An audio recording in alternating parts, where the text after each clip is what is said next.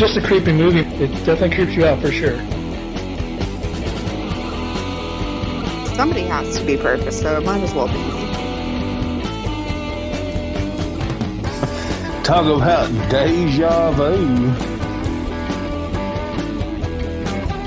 You live to tell the tale.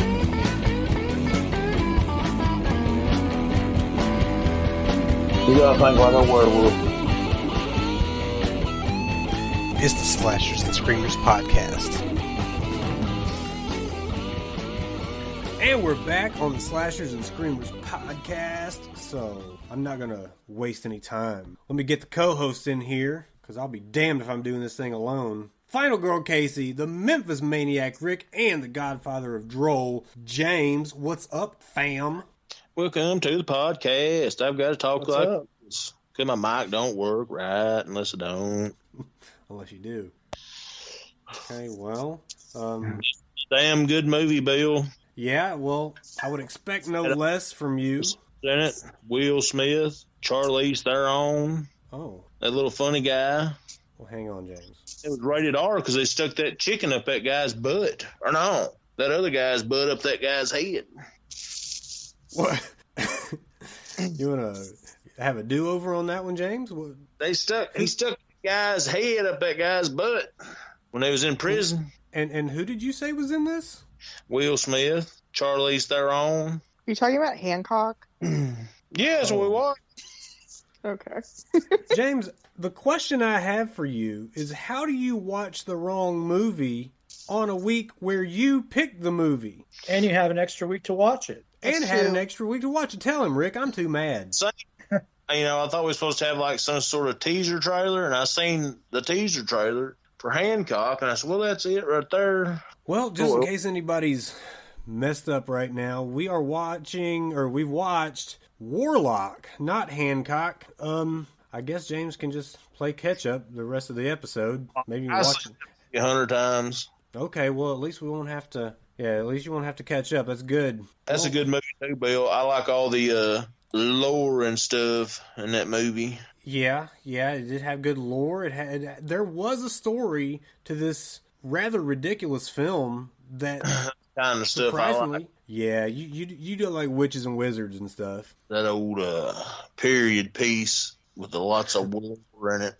Yeah, I will admit I had more fun with this movie than I thought I was going to. And okay, I came in with very low expectations, JB, and I'm very sorry for that. I downplayed my own dearest friend and came away just suddenly surprised with how much I actually did like Warlock. I remembered seeing it back in the day when it was new and thought, okay, this is just too slow moving of a flick. Not a lot of action. It's got this dude who's been in everything, this Julian Sands fella. Like, nothing special about him. A pretty plain chick, pretty plain guys. What do you do with a film like this? Well, you watch it when you're almost 40 and you find out that, okay, I didn't give it enough credit when it was out. But, Casey, you done anything in the past couple weeks worth bragging about? Or opening bragging camp, I guess? In the past couple weeks? Well, we haven't talked in a couple of weeks. Damn. I have nothing to bring to the table, though. You really put me on the spot here. Well, hell. Surely you can make up something. James I'm does it really every not week. I'm really not a liar here. Well, James definitely is. Well, yeah. If you're not a liar, you're in the wrong crowd. I haven't told the truth since 1989. I bought bike shorts that have pockets recently, and they're very comfortable. That's probably the biggest move I've made in like 2 weeks. Oh, okay. Well, big stuff on the plate here. Hooray for the bike shorts. With the pockets. Don't forget, that's the important part. Said Hot Pocket. You could put Hot Pockets in your bike pockets. I don't think I like Hot Pockets. I almost bought a 12-pack of Hot Pockets the other day, but I refrained. James, what there's kind? no reason to buy more than an 11. I had composure, Bill. What flavor were you going to get, though? Pepperoni. Yeah, that's the only kind to get. People get the ham and cheese one. It's gross, though. Yeah, I wouldn't give the ham and cheese ones to homeless people. You know, if I ate the ham and cheese ones, I put mustard or ketchup on them. So it's basically a pepperoni. Oh, I don't think that's the same. That's disturbing. I don't know. Close your eyes and maybe it is the same. That's like putting ketchup on a taco and calling it salsa. What's wrong with putting ketchup on a ham and cheese croissant? Because it sounds gross. Because ketchup doesn't go on that type of thing. It's Listen. nasty. You know what I used to make when I was young?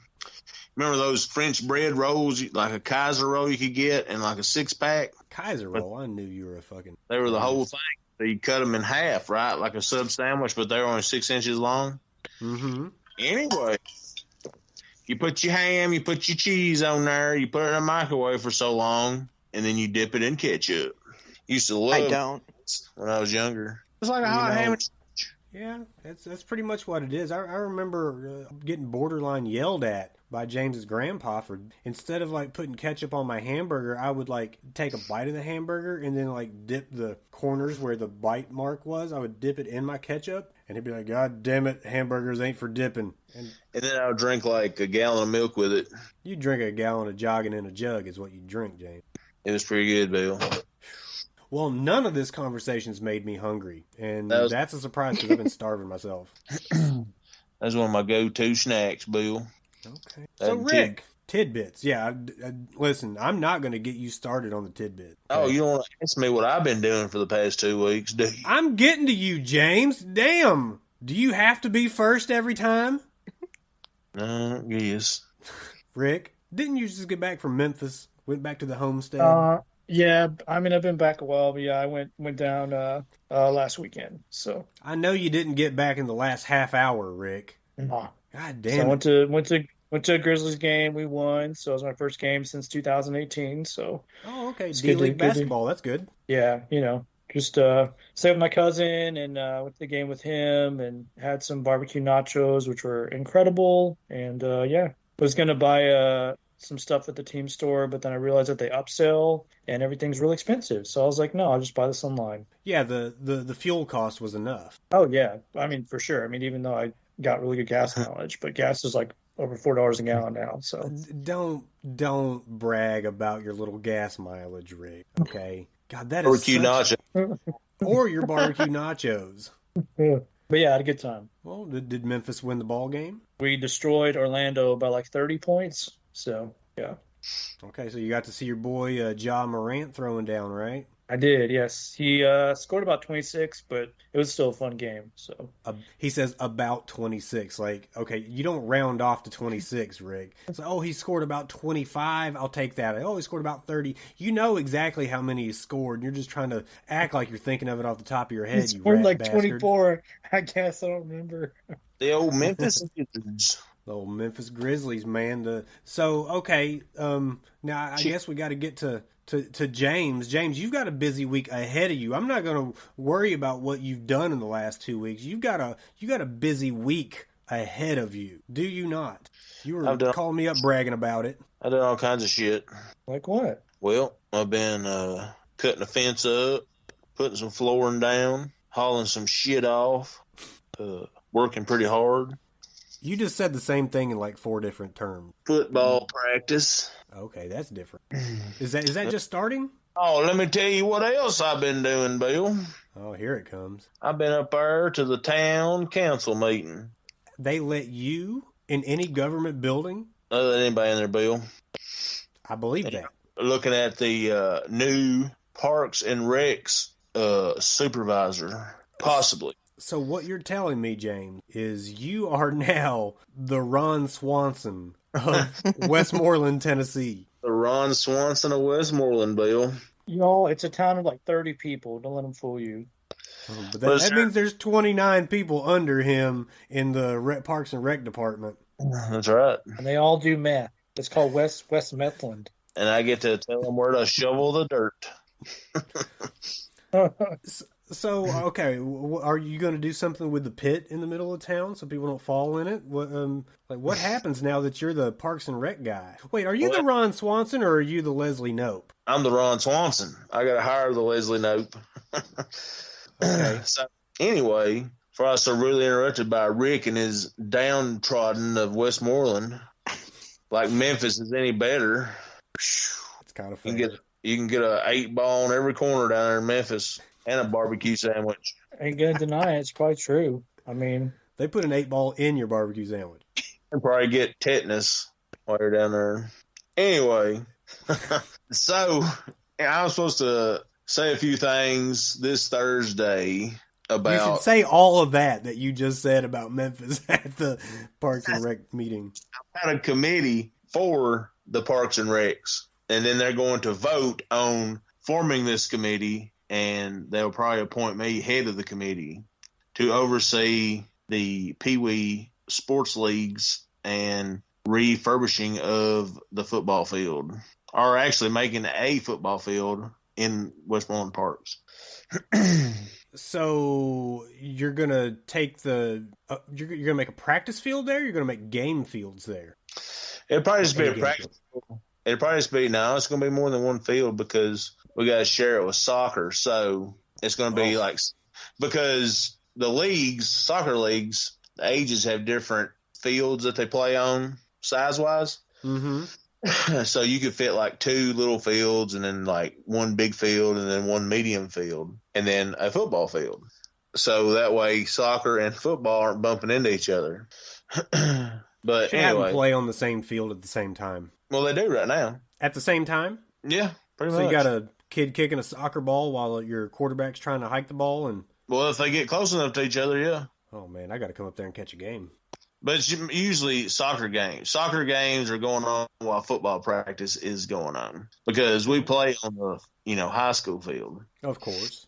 But if we had a stadium or just a field with lights around it, we could play over there. Well, some small towns nearby have that going on, like in Trousdale County. They've got a field away from the schools. They got a nice little setup. But James, I was trying to push you into. They still play on the high school field. Okay, well, I'll have to get down there and see what you got going on, because I'll be damned if I'm going to let you ruin the good goddamn city of Westmoreland with your half-brain ideas. Oh, there'll be damn fields everywhere when you come back up here, Bill. Well, I was trying to push you into talking about what we've got coming up this weekend that maybe Casey and Rick are going to be interested to hear about. I got bigger fish to fry than that, Bill. The hell you do. We're talking town politics. I could bring the Crockett Cup to Westmoreland. The what? Well, now that you've spilled the beans on them, James and I are going to the National Wrestling Alliance Crockett Cup 2022, which will be at the Nashville Fairgrounds this coming Saturday and Sunday, which I think is either the 19th and the 20th or the 20th and the 21st. And, are you excited? Oh, we're damn excited about it. Well, I am. James seems to make it an afterthought now. Even though I bought these things like 2 months ago. Rick's got a... What is it? He got a $2 hat and a 20-cent Batman t-shirt on. it's a comic book cover. Yeah, I think the 20... I don't think that 20 cents was the price of the shirt. Lord help us. Well, I don't think there's any help for us. Well, I mean, I guess we've got a little bit of something from everybody except Casey and her bicycle shorts with the pockets. And I think that's a gift that keeps giving. Comfort is everything. If I ever come on here and all I've got to talk about is my shorts, does it kill me now? Look, I don't have much, but I've got this. Do you even bicycle? No. But you put things in pockets. Yeah, I put my phone in there earlier. Yeah, so it don't fall out while you're bicycling. Or while I'm just walking around my home. Say bicycle again, James. Bicycling? Bicycling. Rick, help me get out of this, please. You got to run down for WARLOCK. I once rode a bicycle. That I do, yes. I've got a funny-ass bicycle story. We'll hear it after Rick's rundown. Damn it! Okay, so we did WARLOCK this week. It's a 1989 supernatural horror film directed by Steve Miner. It stars Julian Sands as Warlock.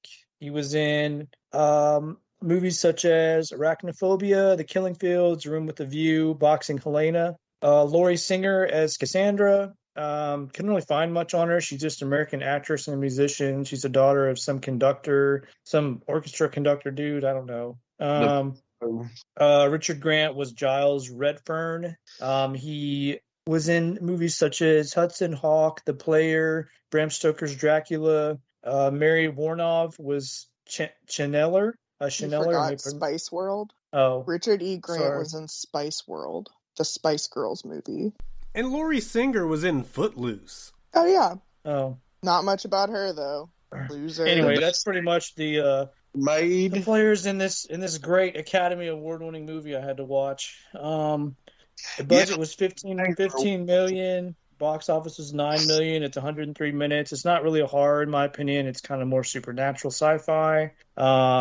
It's listed as fantasy horror. Steve Miner directed awesome movies such as right up Billy's alley, Friday the 13th Part 2, Friday the 13th Part 3, House, Halloween H2O 20 years later, Lake Placid. So yeah, he's got some really good credits to his name. So it's not this one. we did Warlock. No, definitely not this one. No way. How do you miss Footloose? It's almost like there's, it would be nice if they had a website out there that just told you what movies these actors were best known for. Can you imagine, like a database? Footloose. On the internet. Yeah. About movies. Same. I mean, y'all, I'm not going to name everything they're in, so people have Google. So. You're going to not name people's most notable accomplishments? This is your rundown, Rick. On IMDb, I couldn't find anything on Laurie Singer. She was the daughter of some conductor. It was on Wikipedia. It wasn't on IMDb. You need to look at IMDb because that's where I get like the best information, like the shit that I steal from the goofs and bloopers trivia part. Yeah, that's my favorite part, the goofs part, because I start to look for all that shit. Like, oh, I see that cameraman hiding in the bush now. Rick said he doesn't know y'all who's nothing. The movie was terrible, so deserved a terrible rundown. There you go. Sick burn on James's movie. I don't know nothing about Laurie Singer. She's only the most epic movie of the 80s ever. Whoa, this one? I think he refers to Footloose. Definitely would not say Footloose is the most epic 80s movie. Listen, last week I just watched two farmers chop people up to make sausage. Yeah, that was more entertaining than this shit. Fantasy adventure that is at least entertaining. James just wants the podcast to review Lord of the Rings. Like the Mangler won lots of awards. Or whatever. The Mangler is a fun film. Don't hate. He works in a fucking laundromat. Have we watched The Mangler? No. Okay. I don't think we have. I was going to say, I don't remember watching that. No, but we do. I'm going to shit on it and flush it down the toilet. I mean, yeah, it's a shitty movie, but it's fun. If you didn't hear that, I'm going to shit on it and flush it down the toilet. You can't even shit, James. James shits far too often, if we're being honest about it. James got probably get that checked out. He's got 8 dead oxen. So, James, let's go ahead and hear your bicycle story, unless Rick's done made you so mad you forgot it. I remember it like it was yesterday. So, back in the early 90s, there was this ragtag group of freshman football players thought they were the damn bee's knees of Westmoreland, riding around their bicycles in a gang. Here we are, 5 or 6 of us riding down the road on our bicycle. Andy Gent says, "Look at them spokes," and sticks his foot out and puts his foot in my front spoke on my bicycle when I go over the handlebars. Wreck him up, and 2 people behind me wrecked too. So you caused a 3-bike pileup is what you did. Or I guess Andy did. He did. I stick his come away with any injuries? Not really. I think I come away without a scratch, Bill. Andy broke my fall.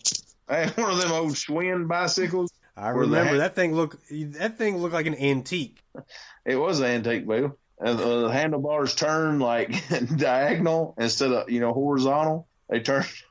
Oh yeah, it looked like you were riding a mountain goat. Well, yeah, that bicycle in Wizard of Oz that the Wicked Witch drives. That was Mrs. Gulch. I don't Just think like the witch that. actually has a broom. Take the basket off the front of it, and that's what I was on. It was a Schwinn. I remember it well, James. Don't think I wasn't. Were you here for this incident, Billy? I was not here for that incident. Sure. However, knowing who caused the incident, I can tell you right now, this was no surprise whatsoever. I once had a seance with this guy. Oh. Yeah, nothing was ever conjured because it's not real. But that didn't stop us from trying. And it was his idea because I think he secretly worshipped the devil. Making a lot of claims about this child. Well, you just have to know him. You just have to know him. Pick up on the bicycle. But he never did try to conjure any spirits with me, so. He knew they'd never show their face around you, James. I don't think James would be ever present for a seance. That doesn't sound like his scene. That's right. I'd be on. He'd be too that's scared. bullshit. That's bullshit. He'd be there just to tell the room. tale.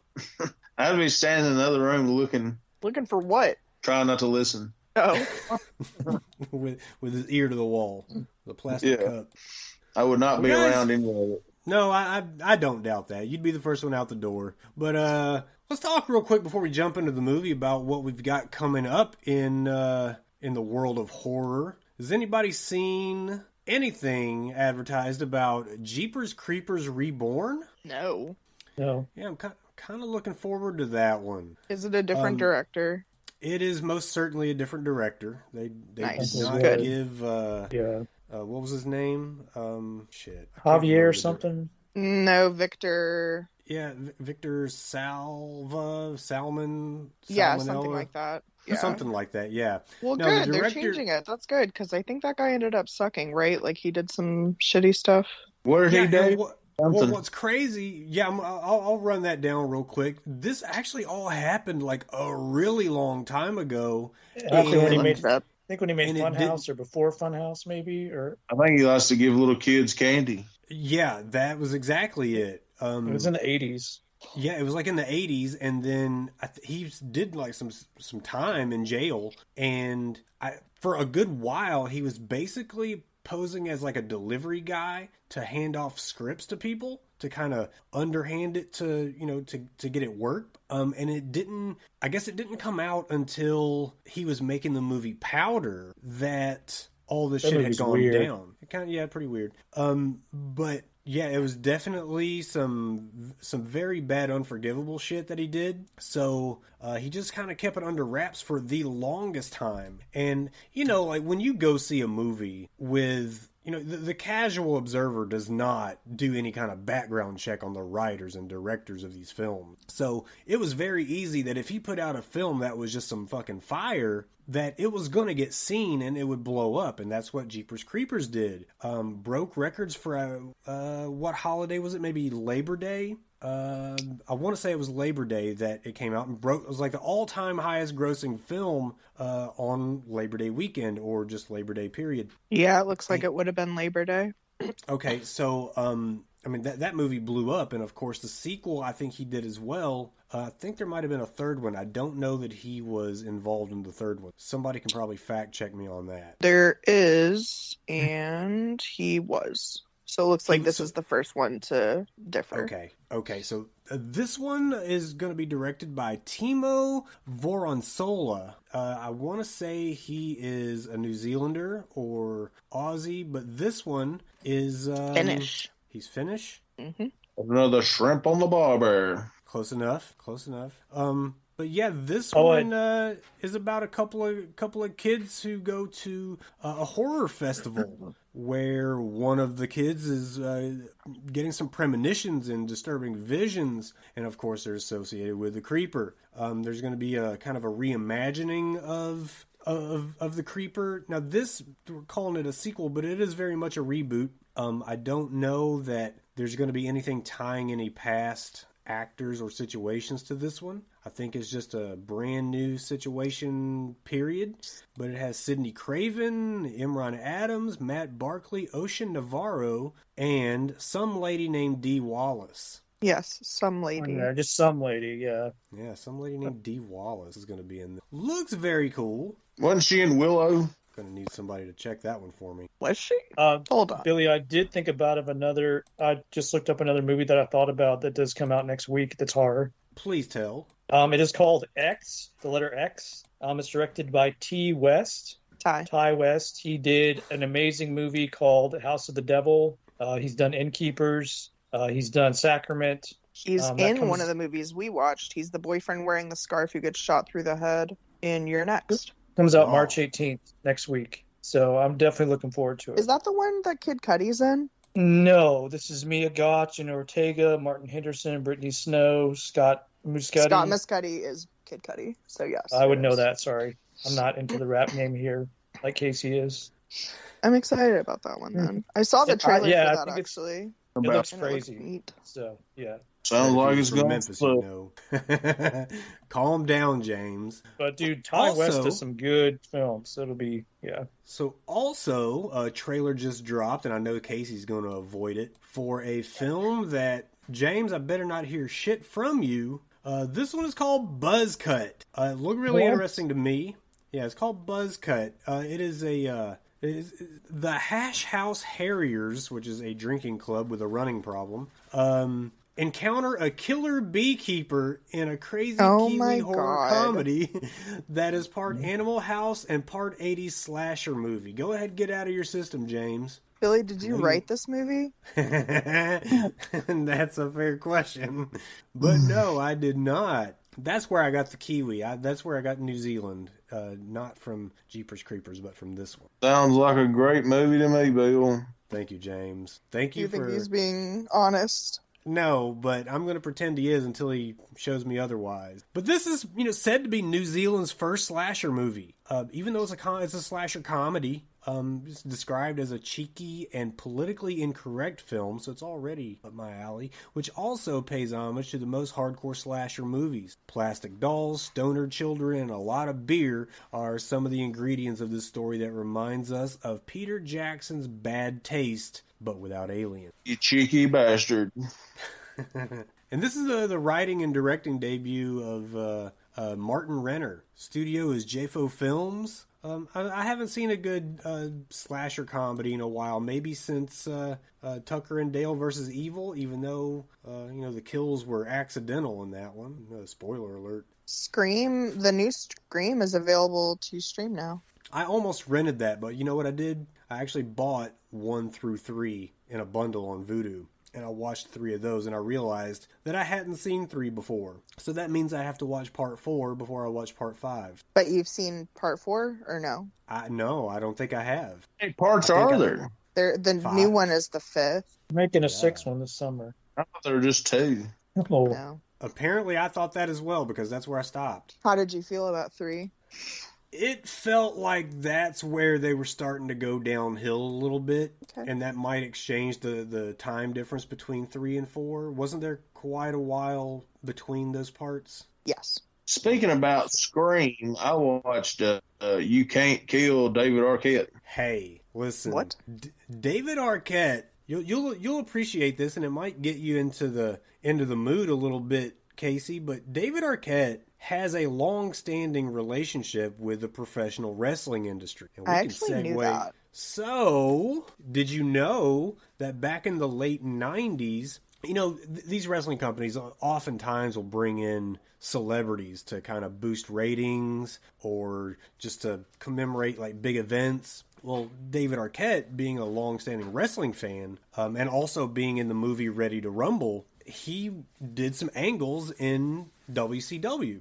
And believe it or not, and this was a highly criticized thing that happened because wrestling purists don't like it when outsiders come in and, take big parts in stories. Like, definitely don't give them a title, let them come in and have fun in a story, make it fun for the fans, but don't do anything serious that's going to quote unquote expose the business.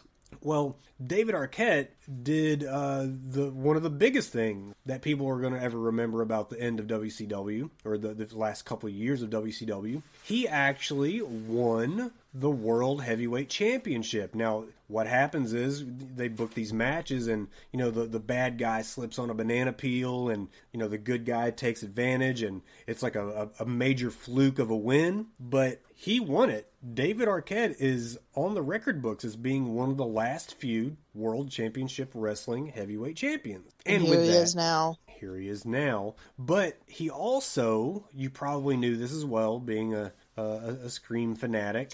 David Arquette also took part in some very hardcore independent wrestling, like actually became a professional wrestler on the underground scene. Like the lights and glamour of Hollywood is not present in these places. Okay, this is a dark bingo hall type situations, and he's just gladly taking part of it, probably getting paid pennies on the dollar that he would make making a film. Even his worst film probably made 100 times more than he's going to make as a professional wrestler on the independent scene. But he's doing it, and not only that, but he's taking bumps. Like, he's falling off rafters, he's taking chair shots, he's falling on thumbtacks. He's doing the shit that a lot of the big time guys would never take part in. I commend him.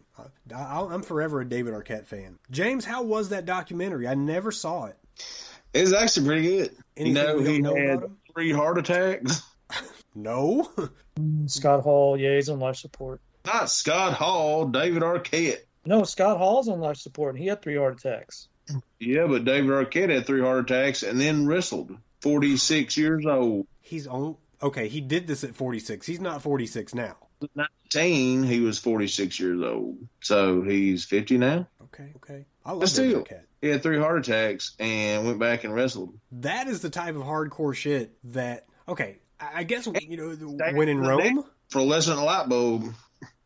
Well, they say when in Rome, do as the Romans do. Did you David know? Arquette ain't fucking around. His best friend is, or it was, what's his name? Matthew Perry? Jungle Boy? I think I did know that. Yeah, I think I did know that. Matthew Perry? Yeah. Luke Perry. Luke Perry. Who the fuck is Matthew Perry? Matthew Perry's on Friends. He's on Friends. Okay, yeah, Luke Perry was his best friend. 210. Yeah, so Jungle Boy is Luke Perry's kid. Yeah, he was wrestling in the AEW before it became real big. David Arquette was. And they was with him the night he got stabbed in the neck and had to go to the hospital. And then 6 weeks later or something, Luke Perry died. So sad. Speaking of Luke Perry, or Jungle Boy and David Arquette have a match after Luke Perry dies, and then they kind of end the documentary there. Damn, now I'm gonna have to see it. Where did you see this, James? Fuck. Hulu, maybe? No, I don't really remember. You just don't want me to fucking watch it. Where did I see it at? Shit. Well, it'll come to you. But we did just lose today. I think we lost William Hurt. So R.I.P. William Hurt. You'll remember him from. I guess if we're keeping it in context of this podcast, he was I guess the head of the village in The Village. He brother was of John indeed. Hurt, I think. But yeah, he'd been around. He'd been in quite a few films, and we lost him at 71. I think some form of cancer is what took him. So yeah, R.I.P. to him. And then, as Rick was alluding to, a professional wrestler, Scott Hall, is in pretty bad shape right now. Who I guess he went in for some sort of minor surgery on his hip. Something went awry, and he had 3 heart attacks in that time frame. He had 3 of them, and now he's on life support. So yeah, Scott Hall would be known to some as Razor Ramon, and of course he went to Scott Hall for the remainder of his career after he left WWF. But he's a larger than life figure for wrestling fans. I don't know why we're talking so much about wrestling, but it's relevant, I guess. You damn right it's relevant, Bill. Yeah. But hey, there's something else we need to talk about. I didn't, but you're going to tell me. All them killings going on in damn Tennessee, Virginia. What? What are you talking about? Stuff about. Mainstream media don't want you to know. Oh, here we go. Oh, God. Who's the culprit, James? Is there something that that the police don't? Well, not me, but a close personal acquaintance. No, you don't have any close personal acquaintances outside of the show. Well, I know it ain't y'all, because y'all's heads is buried in the sand. Well, at least we're innocent, James. Well, so what's going on? This is over in East Tennessee, Southern Virginia? What? West Virginia. They've been finding bodies, parts, strode everywhere in culverts and different places and caves and shit. Hey, they found one the other day over here in Adams, Tennessee, close to Adams, Tennessee. That's just up the road. That's Bell Witch country. Yep, they found a dismembered body in a cave. Well, in a cave. I'm not even going to go there, James. What are you going to say? I was just going to say any animal could drag a body somewhere and devour it. Doesn't mean it was killed there. Here we go. Well, there's also been sightings of these things around these areas. Are you one of the ones who've made those sightings? No, I haven't ever seen one. Okay.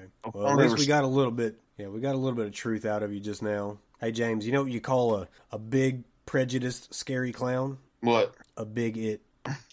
All I'm saying is, Bill, you go out in the woods, you better be careful. That was awesome.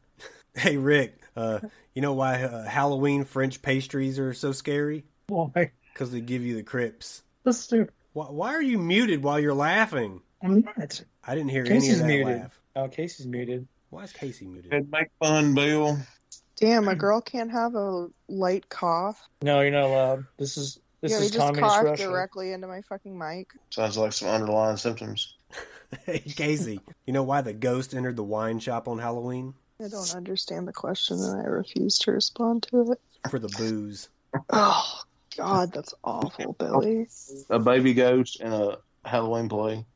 You did. No, you were the grandpa ghost, James. I thought it was a baby ghost. I'm pretty sure I was a baby ghost. So you were like 3 times bigger than all the other kids, and you were the baby. I guess that makes it ironic. I had one line. I thought your line was "Come along, Sonny," so we can go wherever the fuck we're going. I'm sure they were talking to me. Damn. So you just said somebody else's lines? That's probably. I didn't have one line. What was your line, James? It was boo. Because I was the baby ghost. Yeah, we did a Halloween play in 4th grade, and I James thought it was supposed to be Grandpa Ghost. Fit, and they made me the baby ghost. I don't want to be in a play. I wasn't as what was it called? Articulate. Yeah, that. But when you're outgoing, I wasn't as outgoing as I am now. No, yeah, you kind of were though, James. You just didn't want to do it in front of the class. Yeah, I guess that's true. I saw it in you the whole time, James. The whole time. I don't even know what the play was we were in. We were in the same one, right? Because we split up the. Well, no, we had 2 plays though. Like half the class was in one play, half was in the other. I was in the same one as you because I was the grand finale, Daddy. I was the wise old owl. You said, "To wit, to woo, I'm here to help you." You're goddamn right I did. That was my first line. Casey, Rick, you guys are in the presence of acting royalty, okay? 9-year-old Billy Graves with an orange diamond painted on his face calling it a beak. That's giving yourself to the role. I'm the only writer, actor, and director you know. I know. We all know Jim Burkett. That's true. But I'm more mainstream than Jim Burkett.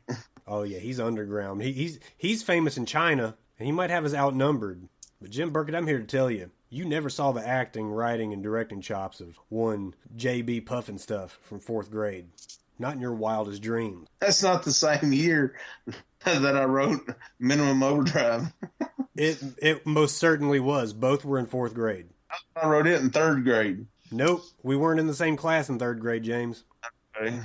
God, I have to be your memory too, and I'm sick of that. You know, I was also a publicist, Bill, because I made the book, the hardback and everything. You're a man of many talents, James. I guess it's one of those things where, you're a jack of all trades, but a master of none.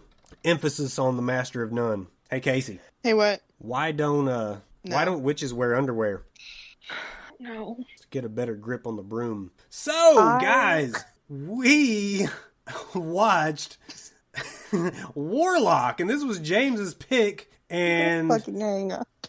He made us suffer through this film, but like I said, a pleasant surprise. And Rick made mention that this thing was rated R, and it's got to be from all that violence and gore. There was no nudity in this thing. There's a little bit of implied funny business in there, but like nothing visual. But it wasn't that graphic, though. That's not understand. Like it, you know what I mean? Yeah, like he cut off that dude's finger, and there was barely any blood. Yeah, there was red on like the end of his knuckle. That's all you're gonna see here.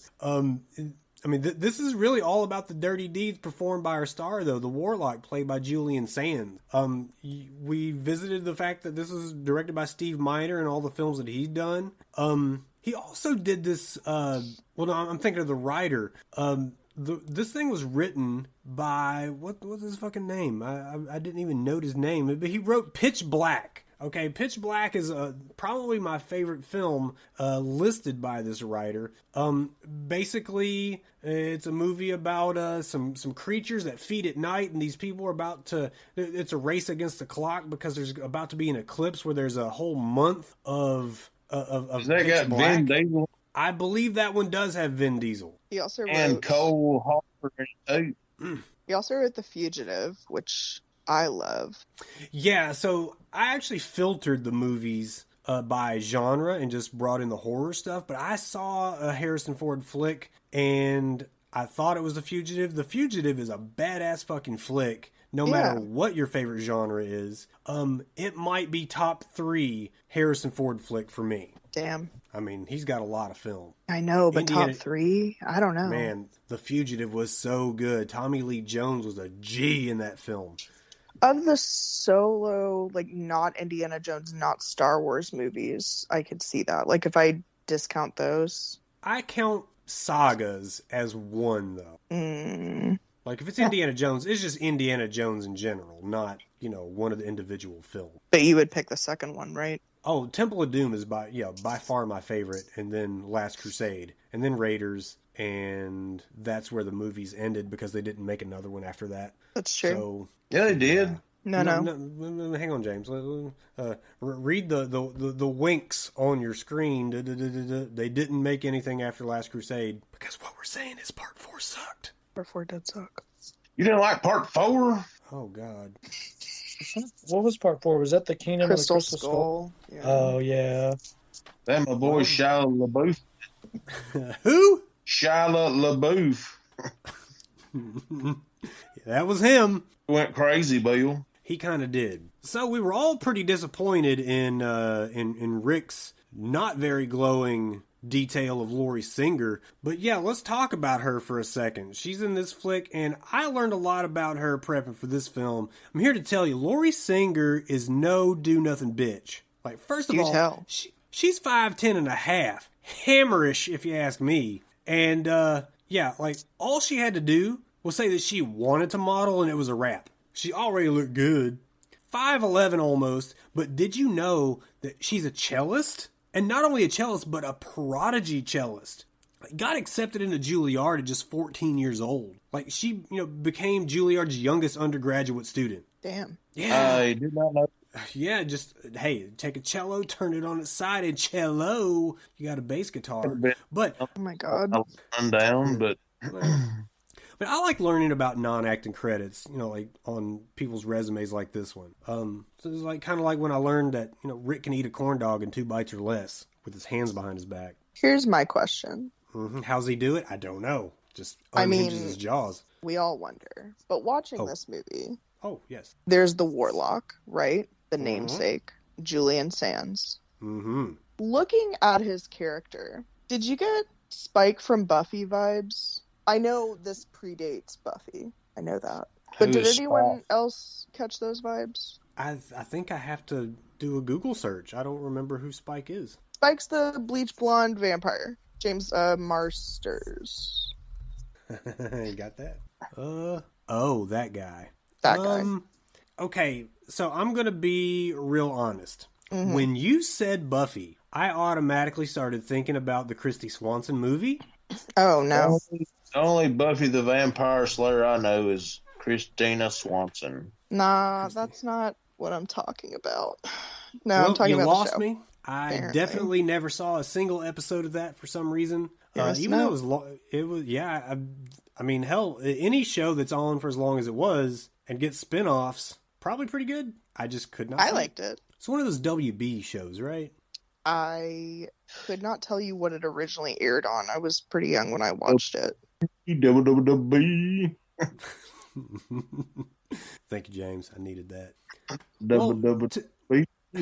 So on to Julian Sands, though. As far as horror flicks go, Warlock and the sequels probably have to be his best known work, wouldn't you say? I think so. I mean, do you consider Arachnophobia horror? I mean, yeah, to me. Sure.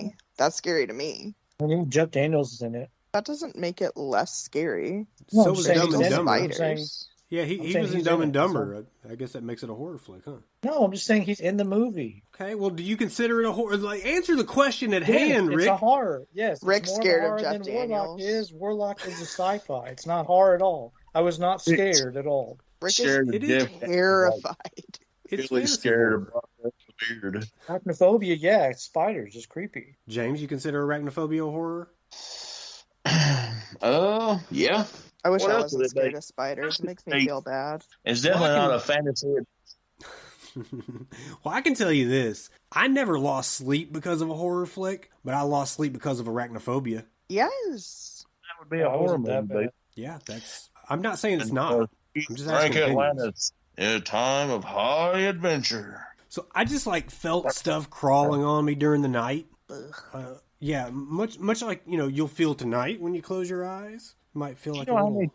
many spiders you've eaten in your lifetime sleeping? I They say hear it's that's a lot. fake. Yeah, I don't think that's How true. many spiders has a 40-year-old man eaten in his lifetime? I wouldn't know. I'm 39. Let me know in a month, because I Oh, won't my get to God. 40, but you will be. How many When's your spiders birthday, does James?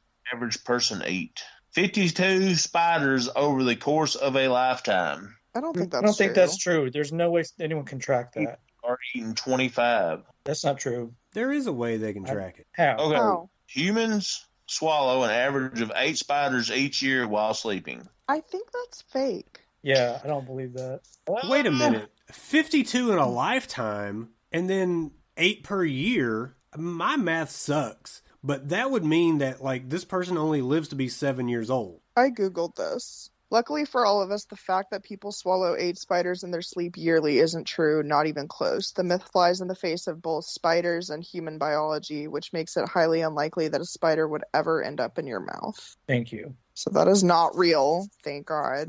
Well, it could also be that these spiders aren't the size of, your thumb that like you're thinking of, but like little, very tiny ones, like the size of I a haven't. pinhead. You know that a sloth cannot fart? That I did know. I wake up every day and I think about how true that statement is. But sleep well tonight, guys. I hope you do. I hope you eat a spider, Bill. Well, Damn. that's pretty fucked up, James. Pretty fucked up. But hey, let's talk about Warlock. All right, so like the introduction that, we get to this film, like they're going to execute our boy, Julian Sands. Bill, did that one guy look familiar to you? Which guy? Hang on. Yeah, one guy did. One guy did very much look familiar. Like, okay, just I guess to set the tone, and I'll get to this, James. But like where we begin the tale is like the most miserable place on earth, and he just looks like he belongs there, doesn't he? And we're talking about Mr. Pitt, right?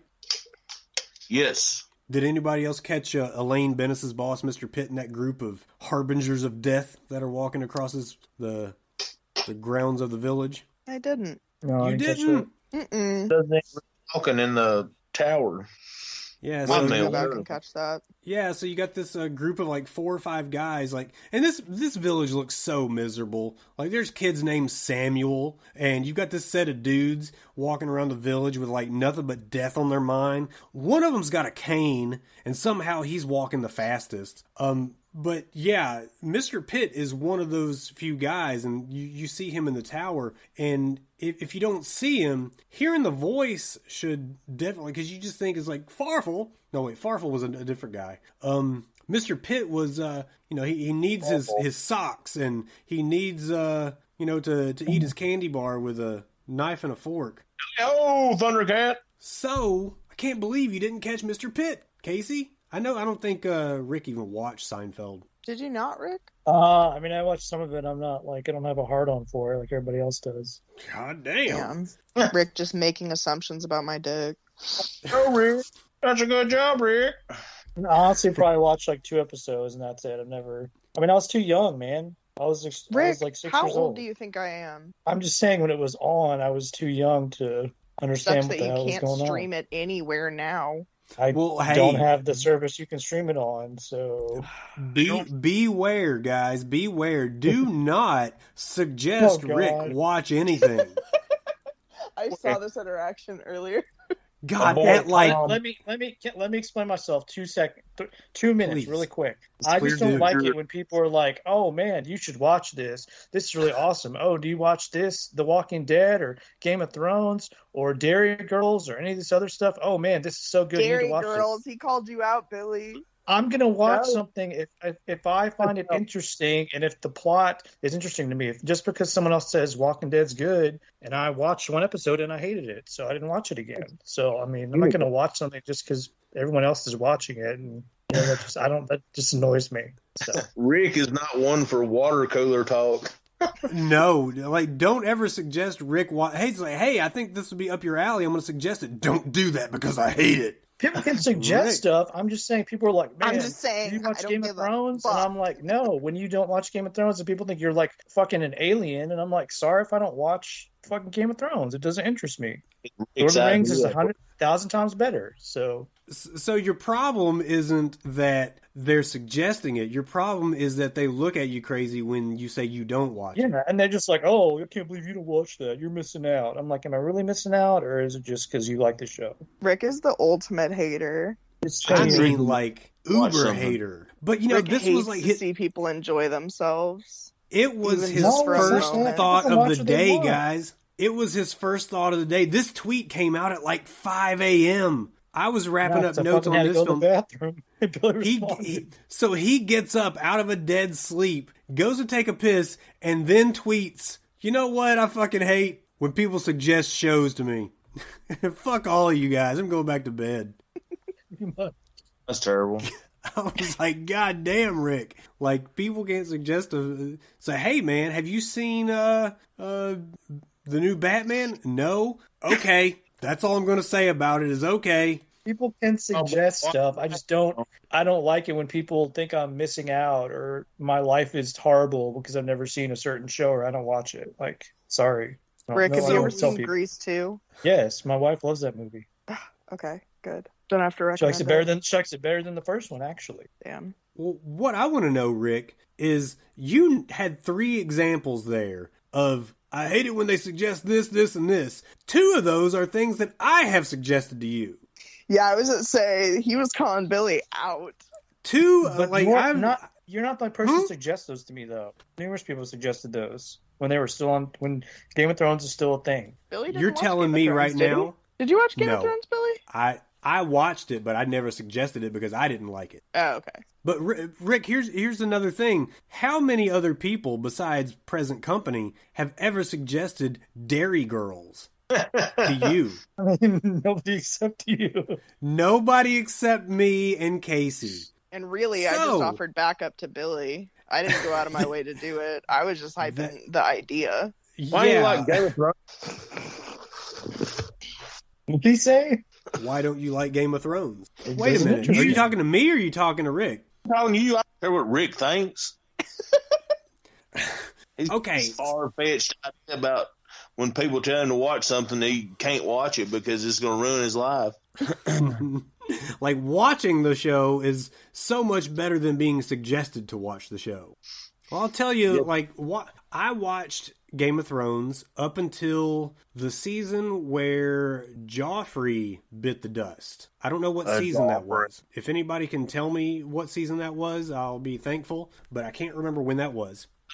Book 2, though, that's all I know. It's in book 2. That could have been season 4, and I think it might have been season 4 or something like that. But I feel like I wanted to like this show so much that when I watched it and saw that it was so slow moving, like season 1 was like watching paint dry. I made it through, but this might be the most slow moving show I'd ever dedicated time to. Breaking Bad was a really slow burn, but it kept me engaged. Also, God, I was I love older Breaking when I Bad. watched it. I was a lot older when I watched it. But when I watched Game of Thrones, it moved so slow, I felt like the sex scenes were there only to be sex scenes. They didn't further any storyline. And I'm not weird or prudish or anything like that, but that kind of turned me off to the show. if it had been a little faster paced and maybe half the sex in the movies, I think there would have been a lot more value to what was on the show, and I would have liked it a lot more. Because I was very invested in seeing Joffrey go down. And once that happened, it was like it jumped the shark for me, and I just couldn't go back to it. Does that do enough for you, James? Interesting. I know you've read the books probably, right? Yeah. Well, see, that probably Still makes a waiting on the winner, George. Well, I can't help you there, James. I'm sure y'all know what that is, but that's all right. Not a clue. I have All no right, idea. so Book in the Song of Fire and Ice. What is it called? the James Taylor song? Yeah. Oh, that's Fire and Rain. Never mind. Well, back to the film. Guys, they're going to execute our guy, Julian Sands. I'm already fucked up because I believe it was Mr. Pitt that suggested this, but like his punishment is to be hanged, and then I can't remember the exact verbiage, but he's going to be burned over did they say a basket of cats? Yeah, Bill. What the fuck? What kind of Luca Magnotta shit is this? I guess that went over some heads too. Casey, I expected more out of you. We don't like I got cats, stuck Bill. on mute. I know who that is. It's the Don't Fuck with Cats guy. Yeah, the Don't Fuck with Cats guy. But they got Julian Sands chained up in this tower, and if you didn't catch the way that they've got him shackled up, his hands are cuffed and latched to the cuffs on his feet, but the cuffs on his feet are attached to only his toes. They're not like around his ankles. They're like little bitty shackles on his big toe. Sounds That's uncomfortable to genius. me. Screwed That's into his genius. toes, Bill. What? It's screwed into his toes. Like it's just a little. Is it? Oh, it's just a little hole, a metal, and then screws into it. It screws into the toe. That's I even hate worse. that. That's so he can't cast no magic, Bill. You ain't got thumbs or toes, you can't cast no magic. Is That's that a true. rule to magic? Yes, Bill. Oh, you know nothing. Well, I don't know anything about, 1600s England, which I believe is where they were. That's the reason you're not on my dungeon master team. What the fuck? How did I end up not on your Dungeon Master team? You don't know how to dispatch a damn warlock. Or at least keep him idle while I slip through the cracks. Well, he gets loose, and it's probably because of the shitty way they had him tied up. But tell me why the fuck Julian Sands, as our warlock, is traveling around like the Tasmanian devil in the form of this little cyclone. Did anybody catch that? I did not. Some kind of spell, but I don't know, but apparently he's got no control over where he goes because he crash lands in this. I thought they were a couple at first, but it's, Lori Singer. She's your typical California girl renting a room from this guy, just living life. And they go out of their way to show us at the beginning that she's diabetic. And I guess seeing a detail like that at the beginning of a film, you got to think this is an important detail for later on. You don't know how it's They going to really become kind of detailed. hammer it in. Yeah, like she's giving herself an insulin shot within like 10 seconds of, seeing her for the first time. All right.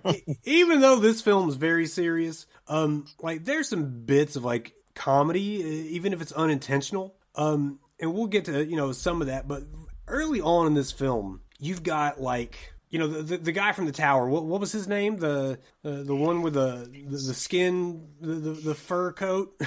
Redfern. No. Redfern, thank you. Is that right? Yeah, it's Redfern. Yeah. Oh, okay. Yeah, so he somehow makes it to the future to hunt down the warlock. But, he's got his little warlock radar. It's like a contraption that's going to spin whenever he's nearby. Like this could be where what? like a gyroscope. Yeah, good job, James. You are a dungeon master.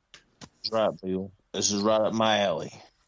Well, this could be where Lori Singer or Cassandra with a K bows out and lets this guy handle everything. But she fucks around and gets his ass arrested and tased in a very realistic tasing scene, by the way, because that's actually how shit goes down. So he's not there when the warlock comes back to the house. And she regrets that shit because the warlock puts a spell on her too to, wait for it, turn her 40. Like, it's so fucking comforting. The age that James and I will be turning in a very short time. Like, that's the worst thing that he could think of. Turn her 40. I was pretty offended by that. No, it's a decade by days or something. So it's not just 40.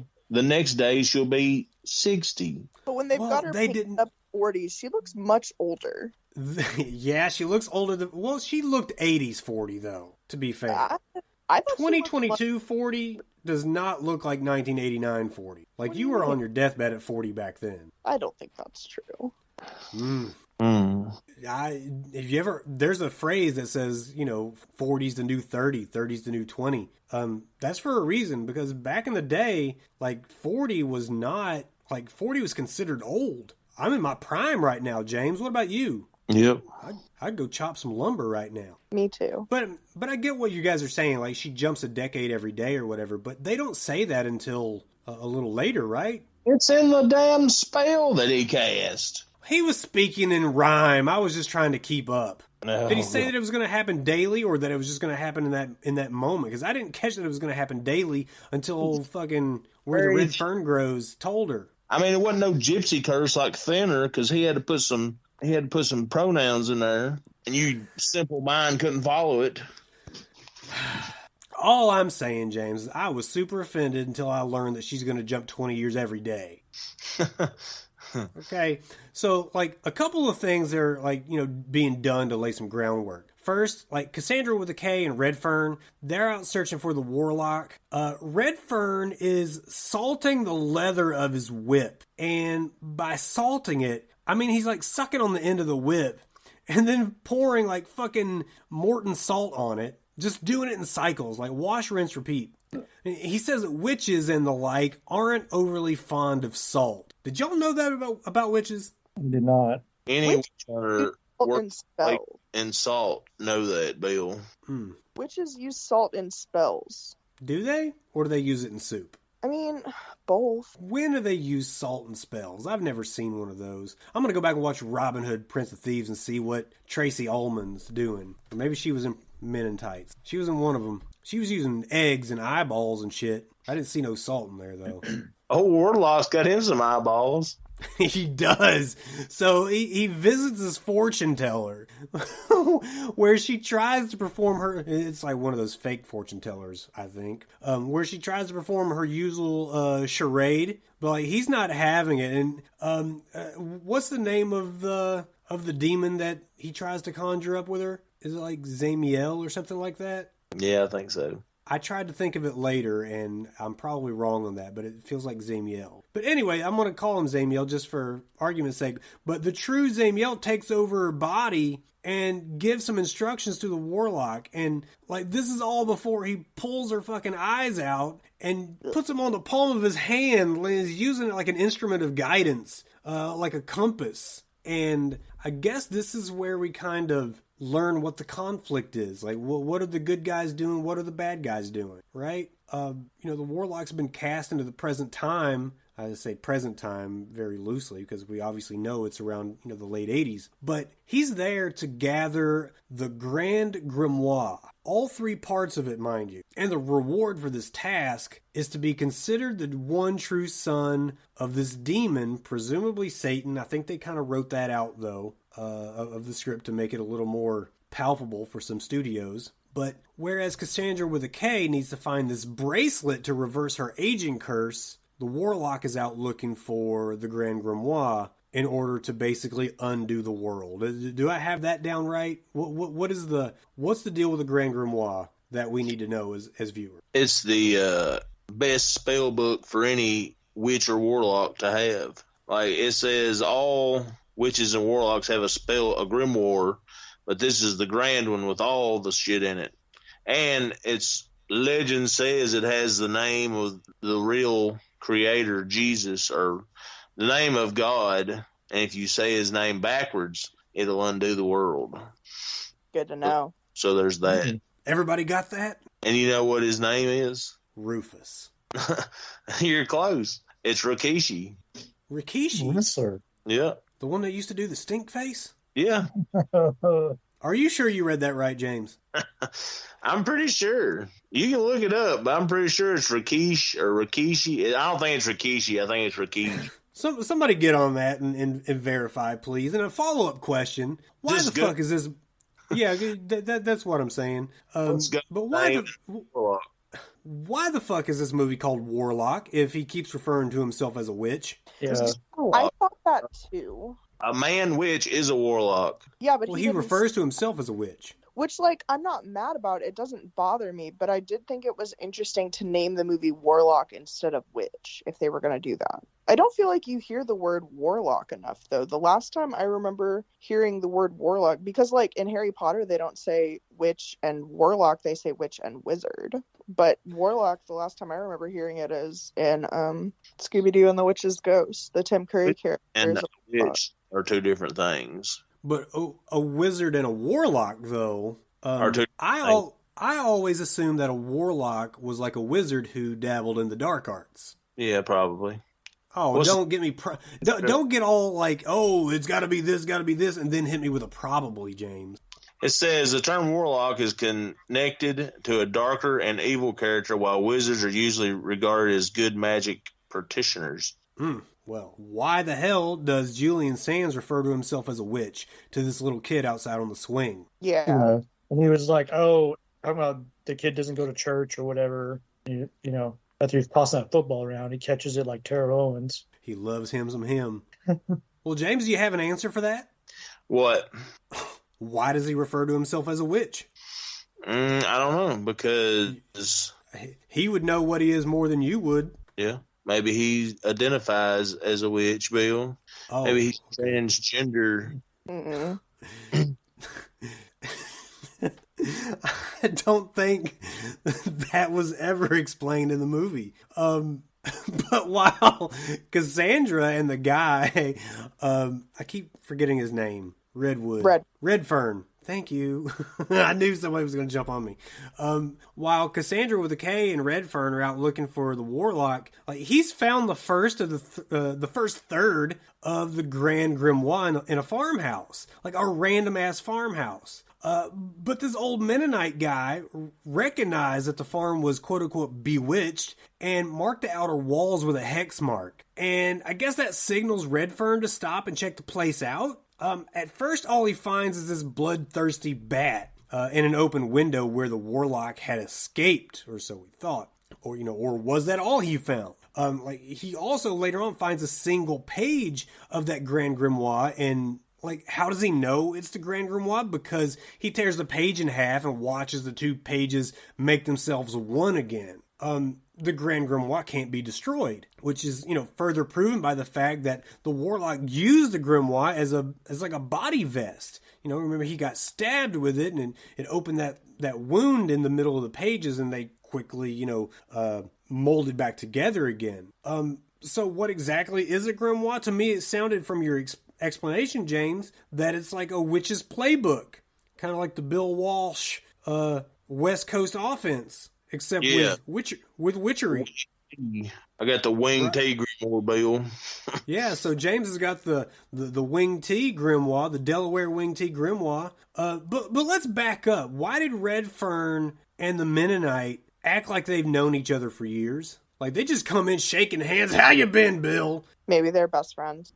Well, the Mennonite has extensive knowledge in the old ways, and Redfern is essentially the old ways, so he knows what's there, and the Mennonite knows what's there, so they're kind of on the same page with that. Okay, so the Mennonite, I believe, is like the father of the farmer there. I don't want to just refer to him as the Mennonite, but that's all we have to really go on. Well, no, he's Amish, or no, he asked him Amish, and he says no, Mennonite or something, doesn't he? Yeah, so Mennonite. Good call, James. I don't know the difference. Does anybody know the difference? I would like to, if we can educate anybody on anything, it would be to know the difference between the two communities. They don't use any electricity. They do use like a phone, but they don't use a cell phone. They don't have social security numbers. They don't have driver's licenses. And they will go to a hospital if needed. But most of their community has a fund that they donate to. So somebody has to go to a hospital. They have money to take care of that because they don't have health insurance. And then Mennonite does use electricity. Like a Mennonite would drive a car. Yeah. But an Amish would not. Amish are the real deal, and a Mennonite is 2.0. Yeah. A Mennonite is white. But we've got this Mennonite community up north of us, James, and they don't drive cars. They don't use electricity. I think they're Amish, Bill. Yeah, I think they're Amish in Scottsville. Well, there's Amish and Mennonites in Scottsville. Yeah. Okay, maybe. I don't know. I'm gonna go ask them. Do a documentary with them. Take it from the Mennonite Menace. They won't let you do a documentary because they will not allow themselves. They don't believe in. You can't take their picture. So I didn't say I was gonna do it legally. Shit, Rick. Well, they find you out, Bill. They'll have you strung up. Damn. Well, I don't want that. That ain't how I'm going out. But there was one point where Nicholas Wicker basket. Guess who's going to be there to bust you out, Bill? Me. I know. That's what I was banking on, James. That's what I was banking on. But there was one point where they had the Warlock shackled hand to toes like he was, before all this shit went down. But the Mennonite farmer did the one thing he was told not to do outside of using electricity. He looked the Warlock in the eyes and paid the price. And worst of all, the Warlock got away. But I learned here that the Warlock had 2/3 of the Grand Grimoire, and I have no idea how he got that second third. Like, I thought he found the first one at the farm. Where the fuck did he get the other one? He found the first one in that thing in that home that he flew through the window at the very first of it. Remember, after he tormented that girl, he went in there and busted that thing up inside that house because that guy had a bunch of antiques. James. He said it's 100 years old. But he had a bunch of antiques. So he busted in there and got them papers out of the house, the very first place he went to. That's the reason the eyeball sent him there. So you're talking about the house with Lori Singer and her I don't say landlord. I guess not landlord, like live-in roommate, right? Yeah. Owner of the home. Yeah. The one that got his. We didn't even talk about that scene though. First of all, we didn't talk about the fact that he took that poor guy and bit his tongue out of his face, spit it into a frying pan, and it was just flopping there in the skillet. Put them shallots in there and ate it. But that scene right there is probably where shit kind of went like downhill. I thought from the moment that happened, when he killed the owner of the home, that this film is about to get batshit crazy. And it doesn't return to that. It doesn't get, like, once he loses the finger and gets his tongue bit out, that's kind of where the craziness stops. And are you kidding me? Chopped that little kid up for his fat and drank it so he could fly around. Kid? He killed the kid? What movie did you fucking watch? Hancock. Well, they didn't kill the kid in it. Okay, so did he kill the kid on screen? No, it's implied. They said a coyote killed him because he's ripped up so bad. Shit. See? And Bedford asked the mom, was he baptized? But isn't that a good thing for the kid to not be baptized for him? Or does that make him a target?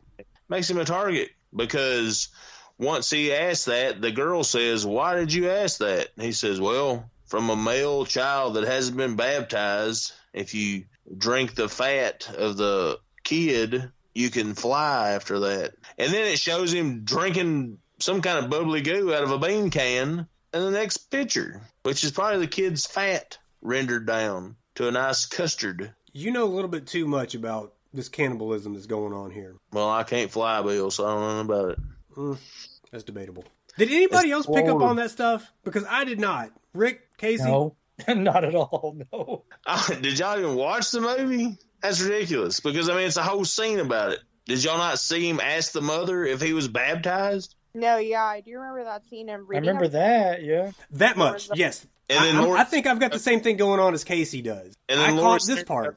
Why did you ask that? And he explains it. And then you see Sands drinking this damn bubbly goo. And he takes off flying. Casey, did you pick up on the fact that what he was drinking once belonged to the kid? Oh, my God. I knew that he was ingesting the kid in some way. I didn't trace exactly what that was. I did read about the movie, and it sounds like there was a murder incident based on this movie. Did you guys see this? Not based. Oh, based no, yes. Tell that story, Casey. I read that, and had you not brought it up, I would have forgotten to bring it up. Yeah, so this is very sad stuff, but In Saskatchewan, 1995, a 14-year-old Sandy Charles told police that he had been contemplating suicide, but a spirit, quote unquote, told him to kill someone else. On July 8th, he and an unnamed 8-year-old accomplice murdered 7-year-old Jonathan Thimpson. The lawyers on Charles' behalf argued that he had become obsessed with the film Warlock and that the murder was based on occult concepts from the movie. Oh, wow. So... kind of like the Slender Man situation before that was a thing. It's equally sad. But all right, so to catch, they did cut flesh from his body, boiled it, and drank it, hoping that it would give him the ability to fly. So he was found not guilty by reason of insanity. So sounds like there was just stuff going on there. But since nobody else picked up on it, how did they figure that out? Apparently that kid had it on lock because he sure had it figured out. Yeah. He paid better to lead it, I guess.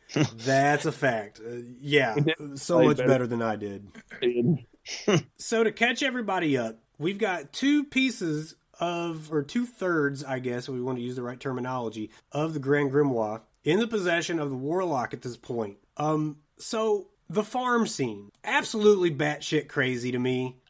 I laughed so much at this specific scene where, you know, they had their little stare down and whatnot. This is after before they hold down the Warlock, get his toes all clamped up, and, you know, the Mennonite does what he's not supposed to do. This is kind of the part that I was alluding to earlier. If you remember me bringing up some bits of comedy, even if it's unintentional. The scene where the Warlock is flying away from the farm and Redfern's got him ensnared in his lasso and he's just dragging him across the field. This is crazy. This is the most funniest part of this film to me because I believe right now in my with my untrained hands and my untrained mind that I could do Photoshop so much better than this film. Well, Julian Sands looked to be 2 feet tall coming out of that window. I urge you to make a better film. I don't think they had a big CGI budget. I remember this one time we had this interview with this guy, and we had done the whole interview, and then we found out that it wasn't even recorded. Oh my God. So I urged a better picture than this guy did. Damn, Billy, how do you feel about that? Rick's calling out all the shit he doesn't want to watch you're telling him about. James is roasting you for a accident in an interview we once did. And I didn't say nothing about them damn bees you want to watch. Billy, are you okay? Well, no wonder your favorite tag team was the Killer Bees. They were not my favorite tag team, James. I've never ever said that. I'm just sitting over here being the punching bag that you want me to be, James. Oh, me. I say one thing about 2 foot tall Julian Sands. Well, you want to bring up the fact that we interviewed Jim Burkett and the audio didn't record. You, all people, should know it's not that easy to do this kind of work. Oh, but it's very easy for that shit to go south. Takes a lot of money, Bill. Yeah, that's a fact. But hey, I didn't release the podcast with only my audio on there, did I? They released this one. Maybe not slur the good name of Warlock. You know, seeing the Warlock run like 500 yards away while he's shackled, like only for him to stop and the shackles are basically twist off. Like, that's absolute gold. Why not just run 20 feet away and twist them off, and then you're just free to run uninhibited? But no, he's going to run up a complete fucking hill, bent over, with his hands tied to his feet. Just one. Let's be clear. He just had one hand and one foot tied together. Okay, well, that's... He wasn't hopping along like a fucking sack race. So. He looked like it, though. All right, so he escapes, basically. There's a really cool scene, though, because now Laurie Singer's character, Cassandra with a K, is now 20 years older than she was in the previous scene where she was 40. Now she's 60, and she's treating it like she is 160. Yeah. She's like, don't look at my hideous face. And her face is like slightly more wrinkled than the last scene. They drew like 2 extra lines.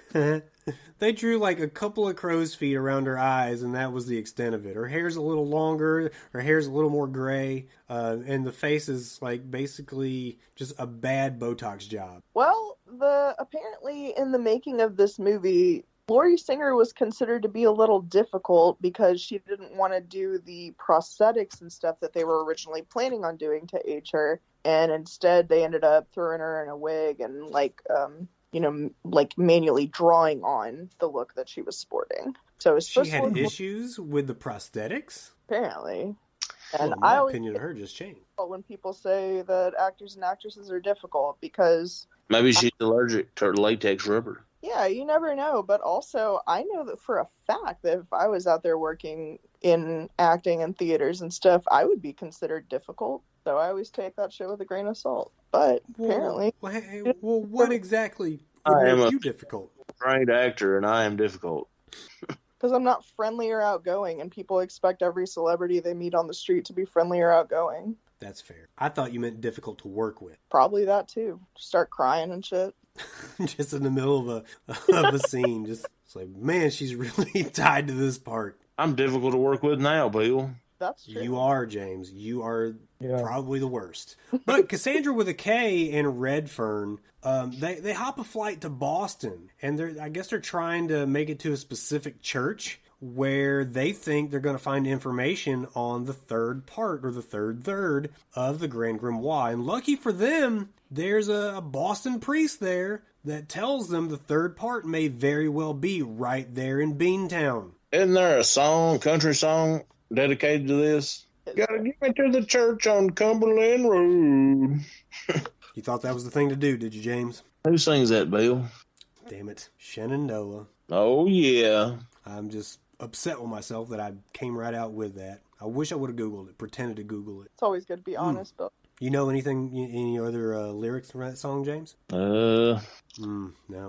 Well, that was the wrong thing to do, guys, because the priest gave up the whereabouts of the book, or the third of the book, and now the Warlock's on his trail. He coaxes the information out of him in a pretty rough kind of a way, kind of lording himself over the priest's pregnant wife. Gets that information. This sets the stage for a final showdown in a Boston graveyard. And it's a final fight for the third of the Grand Grimoire. And in this graveyard, they are led to a hex mark on a grave where the remaining sacred pages of the Grand Grimoire are hidden away. And whose grave do they find?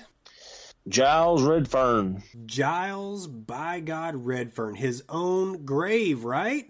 Now, seeing his own dead body, would that cause a time paradox? Because isn't that what Marty McFly was trying to avoid when he was going back to the future? I think both people's got to be alive, Bill. Do they? Yeah, I'm pretty sure. Because once you're dead, you're dead. Yeah, I guess you don't make decisions on having seen yourself before, right? Yeah, I mean... I thought it was the mere existence, though. Yeah, but he's talking like... He come in from the 1600s to 1980-something. He's not going to... There's not a statute of limitations on wizardry. Much, Bill. Especially if he's dead, and it'd be different if he was still alive. He could change something, but I'm talking about they dug him up. Okay, resident expert on time paradoxes, James. Paradox works when your present self is thousands of years deceased. Well, I've just disgusted you, haven't I? Well, in this final standoff, the Warlock has gotten Cassandra with a K, is shoving nails in her foot while Redfern clutches the pages of the Grand Grimoire. Yeah, that's kind of the fucking worst part of this movie. Like nails in your hands, nails in your foot. Nah, fuck it. But he's got the last pages, and Redfern agrees to give up the pages, but the Warlock must, quote, take them by hand, and that means he wants a fight. Mano a mano. It's hand to hand, daddy. No tricks. No magic. And our boy Redfern, he's fucking him up. He's getting the best of Warlock until, of course, Warlock flipped on him, pulled out the magic out of his sleeve. So the Warlock now has, the 3/3 of the Grand Grimoire. The incantation was cast, clouds opened up, the name of God scrawled across the pages of the Grimoire, and it's, according to James Rikishi, with a stink face, and all it would take to undo the world, all worlds, would be for the Warlock to recite the name backwards. James, say Rikishi backwards. I'm not going to do it, Bill. Okay. I told you. I was going to say, he believed it enough, I guess. But, you know, at this point, though, he's shaking his fist at the clouds. He's shit-talking God. So, James, tell him what happens next. I'm too mad. They get him with salt water, don't they? Are you asking me or telling me? I'm telling you. With the insulin needle, right? With the insulin needle. And we know it was... Yeah, we know it was the salt water because she stabs him and says something. How you like that salt water, bitch? Hey, like that salt water, Garcon. Hey, like that salt water, Horatio Sands. Well, that's kind of the end of it. He disintegrates into a pile of bloody bones, and our boy Redfern curb stomps him. Implodes. Yeah, just complete implosion, and well, that's not that the was end. it. That's pretty close. Pretty close. Great Grim Roar at. Well, tell me. They bury it in the salt flats. That's right. Old Cassandra with a K takes it to the Bonneville salt flats, to be precise, which is the largest salt deposit in the world. And then we get the credit. And what a beautiful Casey? moment those credits is. I've Nothing never quite longed to see names on a page quite like I did at the end of this film. God. Casey, what did the critics think of this film? You know, some people liked it. Critics, as far as Rotten Tomatoes goes, we've got an overall score of 53% with an audience score of 47%. So, you know, it's kind of the sort of thing that we're going to come across for this movie. A positive review says, good demonic fun, a medieval Terminator. So, the bad one I thought was interesting said disappointing reverse Terminator clone, could have had more action. So apparently, and in reading about the movie, a lot of people compared it to Terminator, which I thought was really interesting because I did not think those movies had the same energies at all. Could you see Arnold Schwarzenegger as Redfern, Bill? I could most certainly see him as Redfern. And what's his name is Horatio Sands. Yeah. Guy, what's his name? Bob Patrick? Yeah. Oh, Bobby Patrick. I can see that too. But you know, I never once put those two things together, Terminator and this film. I think I just really go through time is the only thing. Well, there's also the travel with John Connor and the Terminator and Cassandra with a K and Redfern stopping along the way, getting ready for the final fight. I just would never have thought to put them together. No, I did not think of it whatsoever, but now that it's been mentioned, like, it's pretty damn close. Two complete strangers come together and bond to fight the villain in a haphazard adventure along the way. That's been played out, Bill, 2 or 3 times. You got to get hot about it, James. Rick, what are your final thoughts on this film? Why is Rick's lips moving, but I can't hear him? He's probably muted. Oh, like I talk about pickles. Did we lose you, Rick? Let me tell you about my boy Tommy Brady coming back for a 23rd season. Yeah, tell me about Tom Brady, James. Rick, you maybe need to unpair your audio and repair it or something, because we can't hear you. Well, Tom Brady lied just like Jamie Akins lied, Bill. Wait a minute. Jamie Akins is your head coach in middle school football, right? No, Jamie Akins told everybody he's going to retire after this season, and then come back and said, I'm going to coach. Just like Tom Brady said, I'm going to retire after this season, and then come back and say he's going to play. Well, that's what I just said, James. He's the head coach for the middle school team, right? Where you were going to coach. He wasn't going to be. He was retired. Right, that's what I'm saying. He's going to be the coach again. Yeah. Damn it, James. I said it right. Don't tell me I said it wrong. Just like Tom Brady. Rick, do we have you yet? Can you hear me now? Oh, no. You've got your microphone in your asshole. I'm convinced. He took his own advice to me earlier and stuck his mic up his asshole. Did he really just remove something from his asshole? I think so. So look, I'm looking at the video. Look at that pigeon chest. 20 cents. Yep, see, look, there he is, plugging it back in. No, you're so muffled. I'll tell you what, Rick, you just stay on standby. And Casey, how about your final thoughts on this film? I spent $2 Dollar General mic he's got. He talks so much back about my mic. It's fucked up. That's what I call, what's it called, Bill? Shit. Snickerdoodle. No. Damn it. Karma. My mic is all the way up. It's called Karma, Rick. Taste it. Like it. Love it. Casey, please save us. This movie was a mess. I will say that not Terminator vibes, but it kind of, for me, reminded me of if, like, the Lost Boys took place in the Willow universe. Kind of a weird vibe. That is, like, the farthest thing from this movie. No, not this really, is though. There's no clan of permanently teenage vampire boys. And it's just the energy that it presents. Yeah, we're not drawing parallels to the story, just the vibes. Yeah.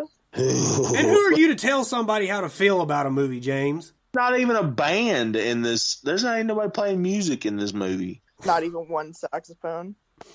I could have done with more saxophone, guys.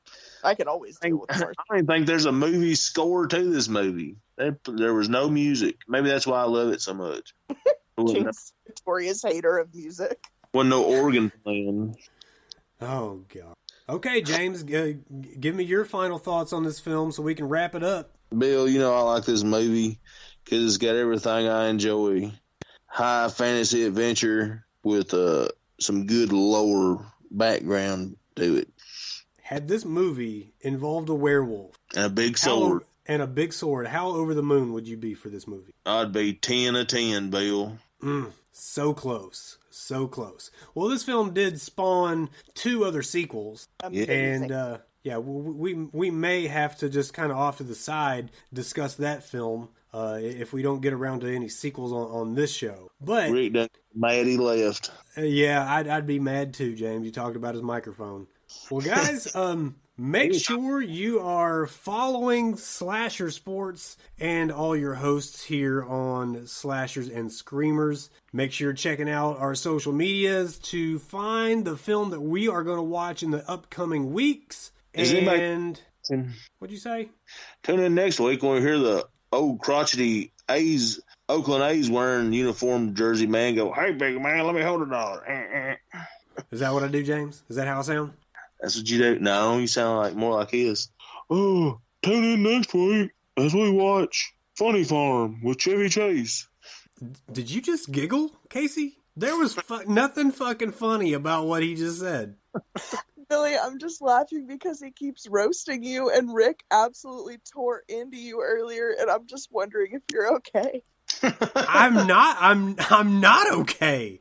I'm not okay whatsoever. A shell of his former self. Kind of like Mad Max. Kind of like Mel Gibson and Mad Max. I'm a little hurt. I'm a little hurt. I burnt out.